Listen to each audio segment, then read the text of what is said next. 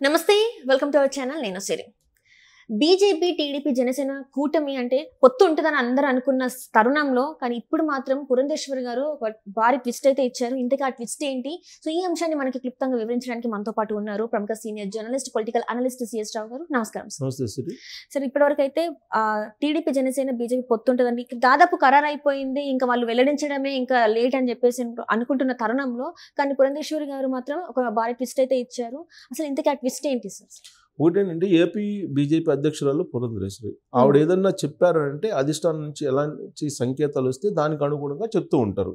అలా కాకుండా ఆమె వ్యక్తిగతమైనటువంటి అభిప్రాయాలు ఎప్పుడు చెప్పరు.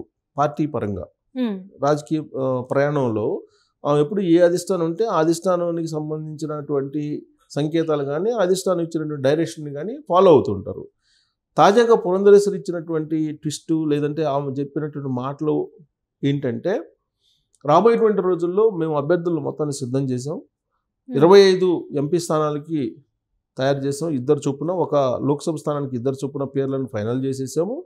అలాగే 175 అసెంబ్లీ స్థానాలకి 3 పేర్ల చొప్పున మేము ఒక లిస్ట్ అయితే తయారు చేసాము. ఈ లిస్ట్ని మేము ఢిల్లీకి పంపిస్తున్నాము.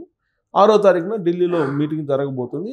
ఆ సందర్భంగా వాళ్ళు ఏ నిర్ణయం తీసుకుంటే ఆ నిర్ణయము అని చెప్పి చెప్తున్నారు. ఆ సందర్భంగా అక్కడ ఉన్నటువంటి విలేకరులు ఏం అడిగారంటే, పొత్తు సంగతి ఏంది అని అడిగారు. పొత్తు సంగతి ఏంటంటే, ఒకవేళ పొత్తు ఉంటే ఢిల్లీ పెద్దలు చెప్తారు అనేటువంటి వ్యాఖ్యలు చేశారు. ఆవిడ చేసినటువంటి వ్యాఖ్యల్లో 2 అర్థాలు కనిపిస్తున్నాయి. ఒకవేళ పొత్తు ఉంటే అని అంటే పొత్తు ఉండొచ్చు, ఉండకపోవచ్చు అనేటువంటి అంశం. ఢిల్లీ పెద్దలు చెప్తారు అని అంటే ఢిల్లీ పెద్దలు చెప్పేంత వరకు ఈ పొత్తులకు సంబంధించినటువంటి అంశాన్ని మా పరిధిలో లేదు అనేటువంటిది 2వ అంశం చెప్పేశారు. ఇంకా అట్ ద సేమ్ టైం ఆవిడ ఏం చెప్పారు, కంటిన్యూషన్లో ప్రతి లోక్సభకి 2 చొప్పున మేము అభ్యర్థులను లిస్ట్ అవుట్ చేసాము. అలాగే ప్రతి అసెంబ్లీకి 3 చొప్పున లిస్ట్ అవుట్ చేసాము. ఈ లిస్టులు మేము ఢిల్లీకి పంపిస్తున్నాము అని చెప్పారు. అలాగే బీజేపీకి సంబంధించిన సీనియర్ నేతలతో ఆవిడ భేటీ అయ్యారు విజయవాడలో. సో భేటీ అయిన తర్వాత జరిగినటువంటి మీటింగ్లో వెల్లడించినటువంటి అంశం. సో ఇప్పుడు ఆవిడ చెప్పినటువంటి మాటలు, ఆవిడ చేసినటువంటి వ్యాఖ్యలను బేరీజ్ వేసుకుంటే కనుక తెలుగుదేశం పార్టీ, జనసేన, బీజేపీ పొత్తు ఉంటుందా ఉండదా అనే దాని మీద మళ్ళా కొన్ని డౌట్స్ క్రియేట్ అవుతున్నాయి. ఇటీవల వరకు ఏంటి, డీల్ అయిపోయింది, పొత్తు కుదిరింది, అఫీషియల్గా అనౌన్స్ చేయటం మాత్రమే మిగిలి ఉంది. జస్ట్ సీట్ల షేరింగ్ విషయంలోనే కొంచెం తర్జన భర్జన పడుతూ ఉన్నారు. పొత్తు మాత్రం కన్ఫామ్ అని చెప్పి అనుకున్నారు. దానికి బలం చేకూరేలా అమిత్ షా కూడా కొత్త మిత్రులు మాకు ఎన్డీఏలో చేరబోతున్నారు అనేటువంటి వ్యాఖ్యలు కూడా ఆయన చేశారు. సో ఇవన్నీ చూసిన తర్వాత పొత్తు ఫిక్స్ అని చెప్పేసి భావించారు. ఆ విషయాన్ని జగన్మోహన్ రెడ్డి కూడా పరోక్షంగా వ్యాఖ్యానించారు. ఏమి వ్యాఖ్యానించారు ఆయన సిద్ధం సభల్లో? ఆయన రాబోయేటువంటి రోజుల్లో మనం తెలుగుదేశం పార్టీ, జనసేనతో పాటు ఇండైరెక్ట్గా ఒక జాతీయ పార్టీని, డైరెక్ట్గా మరొక జాతీయ పార్టీని ఎదుర్కోవాల్సి వస్తుంది అని చెప్పేసి అన్నారు. అంటే దాని అర్థం ఏంది, బీజేపీనేమో డైరెక్ట్గా, ఇండైరెక్ట్గానేమో కాంగ్రెస్ పార్టీ కూడా ఇండైరెక్ట్గా వాళ్ళకి సపోర్ట్ చేస్తుంది అనేటువంటి భావాన్ని తీసుకొస్తున్నాడు జగన్మోహన్ రెడ్డి వ్యూహాత్మకంగా. కాబట్టి పొత్తు fix BJP, Telugu Desam party, Janasena అనేది జగన్మోహన్ రెడ్డితో పాటు అందరూ కూడా భావించారు. అలాంటి తరుణంలో పురంధేశ్వరి తన వ్యాఖ్యల ద్వారా ట్విస్ట్ ఇచ్చారు. ట్విస్ట్ ఇవ్వడంతో పాటు ఈ క్యాండిడేట్స్కి సంబంధించిన అంశం కూడా చెప్పారు. దీంతో మొత్తం ఢిల్లీ వైపు చూస్తున్నారు. అసలు ఢిల్లీలో ఏం జరుగుతుంది? ఢిల్లీకి యాక్చువల్గా 5వ తారీఖున చంద్రబాబు నాయుడు పిలుస్తారు, ఢిల్లీలో ఫైనల్ చేస్తారు. అక్కడ బీజేపీ జాతీయ అధ్యక్షుడు నడ్డా, చంద్రబాబు నాయుడు ఇద్దరు కలిసి ఒక వేదిక మీద ఈ పొత్తును అనౌన్స్ చేసేటువంటి అవకాశం ఉంది. అలాగే అదే వేదిక మీద సీట్ల షేరింగ్ను కూడా అనౌన్స్ చేసేటువంటి అవకాశం ఉంది. ఆ ముహూర్తం 5వ తారీఖు అని చెప్పి అనుకున్నారు అందరూ. కానీ ఫస్ట్ కొంతమంది అయితే మార్చి 2 అనుకున్నారు. 2వ తారీఖు పోయింది, 5వ తారీఖు పోయింది. గత నెలలో 7వ తారీఖున అమిత్ షా తోటి చంద్రబాబు నాయుడు భేటీ అయ్యారు. గత నెల 7వ తారీఖు, మళ్ళీ 7వ తారీఖు, అంటే దాదాపుగా నెల అవుతుంది. ఈ నెల రోజుల పాటు జరిగినటువంటి పరిణామాలు ఏమైనా ఉన్నాయంటే మీడియాలో తప్ప పార్టీల పరంగా ఎక్కడ కనిపించట్లేదు. పార్టీల పరంగా మాట్లాడుకోవడం కానీ, కలవడం కానీ ఇవన్నీ ఏమీ లేవు.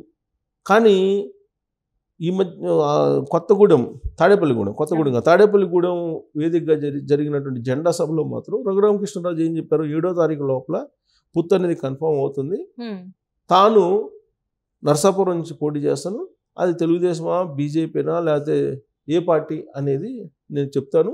ఆల్రెడీ జనసేన వాళ్ళు అయితే తీసేసుకున్నారు, వాళ్ళు 3 సీట్లు వాళ్ళు తీసుకున్నారు కాబట్టి జనసేన నుంచి అవకాశం లేదు కాబట్టి బీజేపీ తెలుగుదేశం అనేది కన్ఫర్మ్ అవుతుంది. అప్పుడు నేను ఒక పెద్ద సభ పెట్టి మీకు అనౌన్స్ చేస్తాను అని చెప్పి ఆయన చెప్పడం జరిగింది. అంతకు మించినటువంటి పురోగతి ఎక్కడ కనిపించట్లేదు. ఇప్పుడు రఘురామకృష్ణరాజు చెప్పినటువంటి వ్యాఖ్యల్ని బేస్ చేసుకొని పొత్తు కన్ఫర్మ్ అయిపోయింది అని చెప్పి అనుకుంటున్నాం. ప్లస్ సీట్లకు సంబంధించి ఎక్కడెక్కడ అనేది కూడా ఇంకా కన్ఫర్మ్ కాలేదు కాబట్టి అది కన్ఫర్మ్ అయ్యేటువంటి అవకాశం ఉందని చెప్పి అనుకున్నాం. ఇంతకు మించి నెల రోజుల నుంచి ఎలాంటి పురోగతి కనిపించలేదు. చంద్రబాబు నాయుడు ఢిల్లీకి వెళ్తారు త్వరలో అనేది మాత్రం వినిపిస్తుంది. ఎప్పుడు అనేది తెలియట్లా. డేట్లు మాత్రం రకరకాలుగా చెప్తున్నారు. ఇంకొకళ్ళు ఏమంటున్నారు, పవన్ కళ్యాణ్ వీళ్ళు వచ్చిన తర్వాత చంద్రబాబు నాయుడు పిలుస్తారని కొంతమంది అంటున్నారు. లేదు చంద్రబాబు నాయుడు పవన్ కళ్యాణ్ ఇద్దరు ఒకేసారి వెళ్తారు. ఈసారి ఒకేసారి వెళ్ళి మొత్తం కంప్లీట్గా ఈ పొత్తుల విషయం కానీ సీట్ల షేరింగ్ విషయంలో కానీ స్థానాలు ఎక్కడెక్కడ అనేది కానీ మొత్తం క్లియర్ అయిపోయిన తర్వాత ఉమ్మడి ప్రెస్ మీట్ పెట్టి ఆ ఉమ్మడి ప్రెస్ మీట్లోనే అనౌన్స్ చేస్తారు అనేది వినిపించింది. ఇలాంటి తరుణంలో ఈ పురంధరేశ్వరి ఇలాంటి కామెంట్లు చేయటం అనేది కొంత అన్ని పార్టీల్లో కొంత మళ్ళీ పునరాలోచనలో పడేలాగా చేసింది. అన్ని పార్టీల క్యాడర్లో కూడా దానికి తగ్గట్టు మేనిఫెస్టోకి సంబంధించిన అంశం మీద కూడా మేము కసరత్తు చేస్తున్నామని చెప్పి అన్నారు. పురంధరేశ్వరి కంటిన్యూషన్లో సీట్లకు సంబంధించినటువంటి ఎంపిక అయిపోయింది, లిస్ట్ అవుట్ చేసాము, ఆ లిస్ట్ని ఢిల్లీకి పంపించామని చెప్పి చెప్తూ మేనిఫెస్టోకి సంబంధించి కూడా ఇలాంటి మేనిఫెస్టోని తయారు చేయాలి అనే దాని మీద కూడా మేము కసరత్తు చేస్తున్నాము, త్వరలోనే మేనిఫెస్టోని కూడా అనౌన్స్ చేస్తామని చెప్పి చెప్తూ ఉన్నారు. ఇంకొక వైపు నరేంద్ర మోడీ ఏంటి అభివృద్ధి కార్యక్రమాలు ప్రారంభోత్సవాలు అంటూ ఆయన తెలంగాణ, తమిళనాడు, మహారాష్ట్రలో పాల్గొంటున్నారు. ఆ సందర్భంగా తెలుగు రాష్ట్రాలకు అడుగుపెట్టినటువంటి ఆయన రాజకీయాల గురించి ఏమాత్రం ప్రస్తావించట్లా.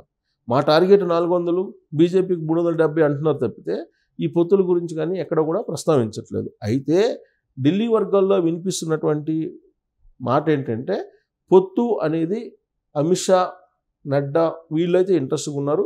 నరేంద్ర మోడీకి మాత్రం కొంచెం ఆలోచనలో వేరే ఆలోచన ఉంది అనేది చెప్తున్నారు.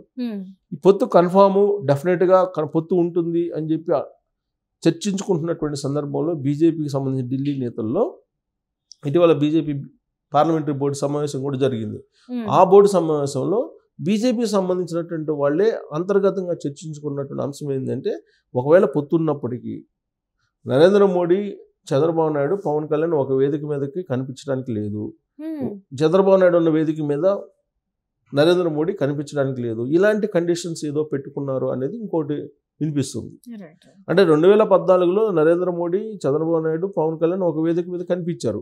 కానీ పొత్తు అనౌన్స్ చేయండి, పొత్తు ఉంటుంది, కానీ చంద్రబాబు నాయుడు పార్టిసిపేట్ చేసిన చంద్రబాబు నాయుడు ఉన్నటువంటి డయాస్ మీదకి నరేంద్ర మోడీ రారు, నరేంద్ర మోడీ ఉన్న డయాస్ మీద చంద్రబాబు నాయుడు కనిపించడానికి లేదు. ఇలాంటివి అంతర్గతంగా కొన్ని చర్చించుకున్నారు బీజేపీకి సంబంధించినటువంటి వాళ్ళు అనేది ఒకటి వినిపిస్తుంది. సో ఇలాంటి పరిస్థితుల్లో ఈ పొత్తు అనే దాని మీద కొంత నీలి నీడలు, ఎండమావుల్లాగా నీలి నీడల్లాగా కనిపిస్తూ ఉన్నాయి. పొత్తు అనేది ఎండమావిలాగా కనిపిస్తూ ఉంది, పొత్తు తీరా ఎండమావి అక్కడ పోయేకి కనిపించింది. ఇలాంటి సిచ్యువేషన్లో ఉంది. దీనికి క్లారిటీ రావాలంటే 7వ తారీఖు అంటున్నారు, మళ్ళీ 5 కాదు 7వ తారీఖు అంటున్నారు. కొంతమంది ఏమంటున్నారు కాదు 9వ తారీఖు అని అంటున్నారు. సో మరి షెడ్యూల్ లోపల ఉంటుందా? ఎన్నికల షెడ్యూల్ అనౌన్స్ చేసి లోపల ఎన్నికల షెడ్యూల్ అనౌన్స్ చేసిన తర్వాత కూడా పొత్తులు ప్రకటించడానికి అవకాశం ఉంది. అప్పటిదాకా ఉండకపోవచ్చు. 7వ తారీఖే అని అంటున్నారు. 7వ తారీఖు లోపల అని చెప్పి రఘురామకృష్ణరాజు అంటున్నారు. ఇప్పుడు ఆయనే 9వ తారీఖు లోపల ఉండొచ్చు అని చెప్పి అంటున్నారు. కాబట్టి పొత్తులు పూర్తిగా కన్ఫామ్ అనేది వినిపిస్తుంది, కానీ ఏ రూపంలో ఉంటాయి అనేది మాత్రం క్లారిటీ రావట్లేదు. తాజాగా పురంధరేశ్వరి ట్విస్ట్ ఇచ్చిన తర్వాత సో చూడాలి దాని మీద ఏం జరుగుతుంది అనేది. అందరూ ఢిల్లీ వైపు చూస్తున్నారు. మరి ఢిల్లీ నుంచి ఎలాంటి సంకేతాలు వస్తాయి అనేది మనం వెయిట్ చేయాల్సింది. Right, thank you so much sir. So ఇది అంటే ఒకవేళ టీడీపీ, జనసేన, బీజేపీ పొత్తు ఉంటుందా అంటే పురంధరేశ్వర్ గారు ఇచ్చిన ట్విస్ట్ వల్ల ఇంకొన్ని రోజులు అయితే వెయిట్ చేస్తే మనకి దీని మీద ఒక క్లారిటీ అయితే వస్తుంది. So thank you.